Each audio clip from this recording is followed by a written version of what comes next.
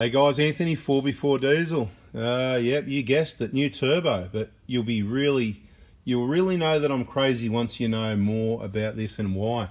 Here we are. We've done a little video on the K&N filter, so I'm not going to go on about that. You can see all the old red stain from places it's been and places it's seen, and a few of the bits and pieces and all the gaskets that certainly need to be replaced, single use only, which is why you need to have one of these gasket kits. Also, there's a couple of different gasket kits and turbos, so don't assume from any of these part numbers it's the right one for your vehicle. You may also want one of these exhaust gaskets because your exhaust is going to come off at the same time. Okay, so this is the old turbo. There's nothing wrong with it, okay? So, give you a little bit of background on our 120 Prado. At some stage, just under 200,000 K, somewhere there, it was replaced under warranty, okay? So it did have a turbo. I think it was under warranty anyway, pretty sure. That was before we owned it. Now, there's lots of reasons why turbos can need to be replaced. It is very rare. Maybe not enough oil changes, too much soot in the oil, not enough protection. Maybe they run it hot and switch it off. Who knows, right? Maybe there was some slight issues with the older turbos and like the engine mounts, maybe they upgraded them. I'm not sure about any of this. I'm just putting a few maybes out there. But as I've said, and I'd like to demonstrate now, what I do with our vehicles, we use them to travel. Now, although the 120 is not going as far as it used to, I still want it to be super reliable. So for a little while now, there's nothing wrong with the turbo, and I'm trying to justify to myself, and I don't suggest you do this, by the way. I don't want you to do this unless you've got these sort of kilometers, perhaps, and you use it for really remote travel. And the winner out of it is someone gets a cheap turbo. Now, this one here, it's already sold, so don't get excited. I was planning to do this, and then I probably should have done it because then it came up where somebody needed a turbo, and of course they were going to be happy to save a lot of money, happy with a good second hand or reconditioned, whatever the case may be. And I said, well, there's nothing wrong with this one, so if you want this one, it's up to you. Some people just can't afford to throw new everything at the vehicle. Now, obviously when it comes to injectors, new is best. That's absolutely a fact. New is best because there's such precision components. Not saying a turbo is not, but it's kind of a little bit different. But you know, a good turbo, a good second-hand turbo that you know is good. Like, so this turbo has had 5,000 K oil changes. Okay, it's always been idled when necessary to let it cool down before it's switched off. It's always have super clean coolant run through it because it gets changed within every 2 years, like it will again now. Do you think we just plug the coolant line? No, we drop the coolant. The whole coolant system's gone about every 2 years in our 120 because the protection that the fresh, clean coolant provides, there's no such thing as overdoing it. I wouldn't recommend you do it every 6 months, but every year, every 2 years, 3 years maximum is what I recommend on the new vehicle. You can leave it there for 5, 6, 7, 8 years if you want the first time. For me, the limit would be about 5 years on coolant from it on a new vehicle. But once you never get it all out. We don't like flushing it.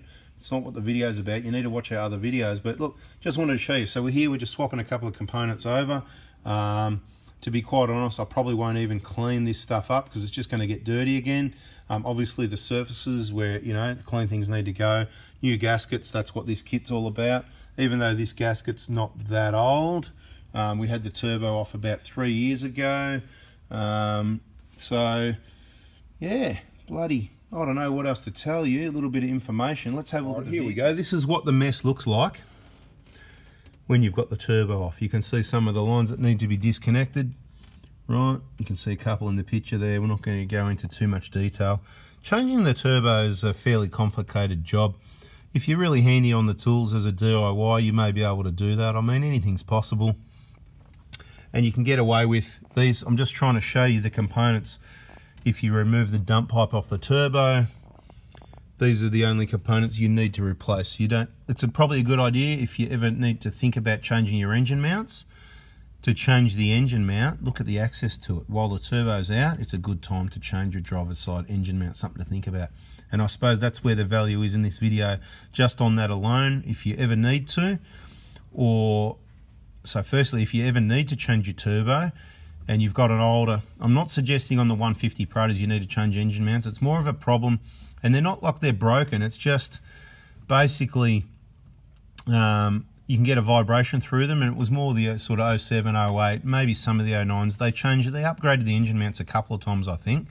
But if you've got those older ones that had that vibration, when you've got to do your turbo, is going to save you a lot of money and get that engine mount in there at the same time, okay? Maybe even, it doesn't matter if you do one side at a time. It's half fixed. It might be good enough that you don't feel that vibration anymore. It's not like it's going to break and fall off or anything dangerous like that when it comes to the engine mounts. So obviously we're going to clean this up a little bit, and we're going to swap those components over and get it all back together, and we've got a nice fresh turbo. And I suppose the reason why I replaced the turbo is simply because I look at the vehicle and I go, look, it owes me nothing, okay? We picked it up with just under 200,000 Ks on it. It was the cheapest 120, 1KD you could buy at the time, and I expected problems when I looked at the maintenance history, and it wasn't so much the servicing but what it had been used for. Knowing, see these red stains on the exhaust manifold and up the back of the firewall there, and the service books that showed Broome, and the story about how it had towed a caravan around Australia a number of times, and mainly highway kilometres. They were trying to sell it as highway kilometres, but it was towing a caravan, right? And you know what happens with 200,000 Ks of towing a caravan on original injectors, don't you? So I expected things to happen very soon. But what I learnt was, over the last decades, is what you do when you've got a vehicle that's a bit older, not only do you do the awesome maintenance, what you do is you go, what's going to let me down next? What can I change next? And the next components could be that aircon compressor right there. Could be this master cylinder right here. Could be the ABS unit. But you use your informed decision from having the information informed to make the right decision on whether you should replace, see the alternator there. That was something I thought about changing, but I thought it's a waste because it would go a very long time before it fails, and it was nearly 400,000 Ks. And it was working at the time we removed it. We had a bit of a glitch with it, if you've been watching the videos. What did I do? I got a brand new genuine one because the original one served me for nearly 400,000 Ks, and for $700 or $800, whatever it might have been.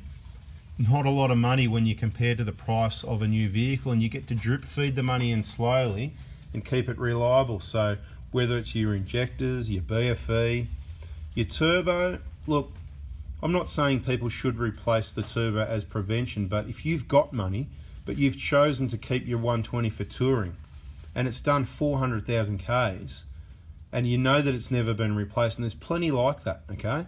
Just because this one got replaced at some stage under warranty, somewhere in the around the 150, 60, 70, 80, I'm not sure exactly, but it was fairly new when we got the vehicle, and it was, I think it was covered under warranty from, going back memory, nearly 10 years now. It was definitely replaced, I believe, under warranty, but I could be wrong. Maybe they paid for it.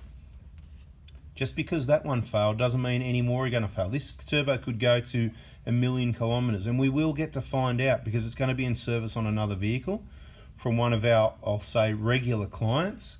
So if there's any issue with it, obviously he's got, look, I'm going to put it in the video here. He's basically got a money back guarantee for 12 months. If the turbo is to let him down within 12 months, of course, you know, he's only going to pay the difference for the new turbo from me. So he's got a money back guarantee. That's fair. I mean, if I was to give him the turbo and it failed after 6 months, well, then it would have failed here just the same, and I would have been the one out of pocket. So I'm prepared to accept the costs there. There's no issue there, and I don't need to tell you this. I'm just telling you that because that's how I roll. That's what we're going to do. We're fair. We do things in a fair way, and of course, even if it happened after that time, we'll help him out as much as possible. Obviously, he's trying to save a buck, and for us, well, we're the Prado specialist, and we, I suppose, need to demonstrate a little bit. If you want to travel the outback and have a reliable vehicle, you need to think about these things. Other things you might want to think about that I'm thinking about is that fuel system transfer unit with the pump that in this vehicle has done over 400,000 Ks without a problem, like many other vehicles. So on the other hand, it might not be worth replacing. So I don't know what I'm going to replace next, and all the things we've replaced recently I've told you about. It's all in the videos, and we'll keep documenting the replacement items as they fail. It's all in the videos. Guys, thanks for watching. If there's anything else in this video that's relevant, I'll let you know. Otherwise, it's I hope you liked it. I hope you learnt something here. And just really letting you know what we're doing and why we're doing it. All right, here we go. We'll just finish off. So there's the turbo. Everything's been stripped off it. We've got the other components here. It's waiting to go. That's what it's going to look like as it goes back on the vehicle. Okay. That's how we squeeze them in and out. into that position. And I'd probably estimate, just so you know, it's probably about a 4 hour, what do you reckon, 4 or 5 hours? I mean, look, if you do them all day, every day, you probably get it done in an hour or two. That's what you do. But we only do a few here and there, and it's a few hours to change it. You're going to be looking at around about $500 labour to get a turbo change on a 1KD FTV. So if it's a lot more than that, you could be getting ripped off. If it's a little bit more, I mean, if they're good, fair enough, because if good people are hard to find, you've got to pay the rate to get the good people. But anything that's a lot cheaper, well, you've done well, or be very careful what workmanship you're going to end up with. So I'd say 500 is pretty good value for money, and even if it was 600 or 700 is all right if you've got top guys on the job. Anyway, we're going to get it back on the vehicle, and that's about it, guys. Bit of a turbo video. Catch ya.